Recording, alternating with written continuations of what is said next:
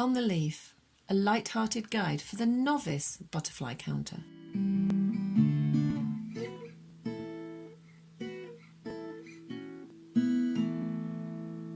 Hi, welcome to an update from On the Leaf. I'll be sharing the butterflies we have seen this week, how many and where. Last week on the transect, 240 butterflies. This week's count, 289. Top butterflies, first place the meadow brown, and in second the small white. Top moment of the week, insect wars.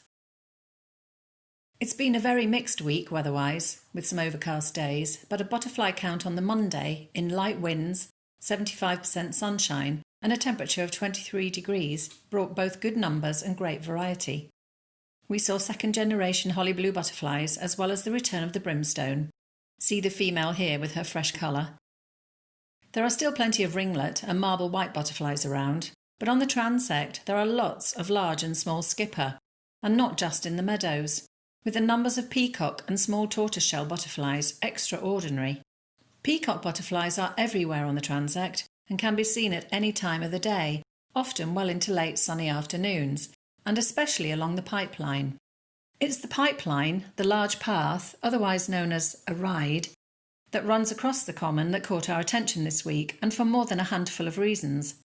And because of the high numbers of butterflies flying here, we have seen many fake or false eyes designed to deter or distract the birds. And it was the arrival of the Gatekeeper butterfly that added to that tally, so called because they are often found around the corners and gates of woodland paths. It's a butterfly that is also known as the hedge brown and has suffered in the past severe decline, so we're very happy to see it here. Both the male and female have 3 to 4 white spots on the underside of the hind wing, see here, and a large fake eye on the forewing, often with 2 white pupils. Gatekeeper butterflies can be found basking with their wings spread, in warm corners along hedges, as this one is doing here. We saw this male at 9 in the morning. He is smaller, with a dark band across his forewing. Here's a female we found sitting on bracken. I used to confuse the meadow brown butterfly with the gatekeeper. Put a gatekeeper next to a meadow brown and you can see that the gatekeeper is smaller, but see them flying from a distance and it can be hard to tell which is which. Up close you can see the gatekeeper's 2 white pupils and the meadow brown's 1. But apart from the size difference, gatekeeper butterflies can be more nervous if approached. If the gatekeeper butterfly is known to be nervous and the male a little aggressive with its bright colours, what about the peacock butterfly? Might they be nervous? See this one here, it seems confident basking with its antenna straight out.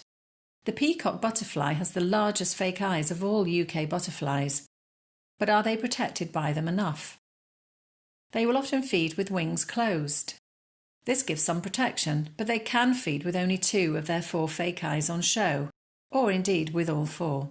Despite looking down at them from above with the largest of the 2 eyes resembling the face of an owl, a classic deterrent, their stunningly beautiful and vibrant colours do scream, "Look at me." But they too have evolved an aggressive nature, just like the gatekeeper, and will chase any incoming insect away. If you see a peacock butterfly opening and closing its wings as you draw close, try and watch it for a few seconds. It might start rubbing its wings together. This makes a scraping noise, designed to frighten you off, as it might another butterfly, insect or bird. The red admiral butterfly also has a near dark underside, which can protect it when feeding, but it can feed with both wings open and closed. In the 18th century, this butterfly was called the admirable because of its beautiful orange and white colours on its background of black, and that's how it got its name. But it too can chase off insects and will often patrol its territory. If you are ever out on the pipeline around 5 or 6 on a warm summer's late afternoon, you will see them at either end of the path. They are fast flyers, they can fly right at you. This one narrowly misses my head. Red admiral are not the only large butterflies to fly along the pipeline. The silver-washed fritillary has been seen in good numbers this week along the hedgerows, though several have had torn wings. See this silver-washed with damage to its left hind wing. We've also had a new generation of brimstone down the pipeline, one of our floppy flyers. They are as fresh as daisies, with wings in perfect shape. A larger wing size does not offer protection, and smaller butterflies are just as much at risk of attack. See this small white. It is being dive-bombed by an insect along a hedgerow and quickly forced off its perch. Then this, a marbled white feeding on the head of a thistle.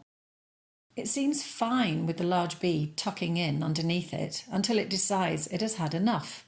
First we see a kick of a leg, an attempt to dislodge the bee, repeated jabs with the foot in the bee's direction.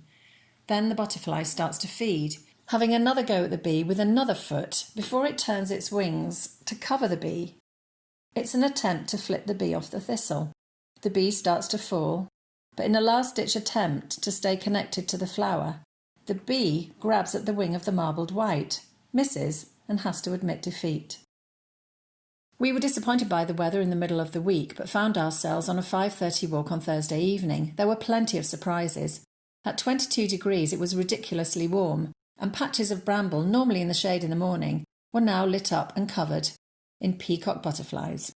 There were dark green fritillary, identifiable here by the green markings and those silver spots on its underside. We had silver wash fritillary, as well as small white, holly blue, and the red admiral were back on patrol. The big butterfly count, organised by Butterfly Conservation, has just begun. It runs until August the 9th. Take 15 minutes of your time to go and count what you can see. There's lots of help online. You can download an identification chart. It's great fun for any age, and you might find something that surprises.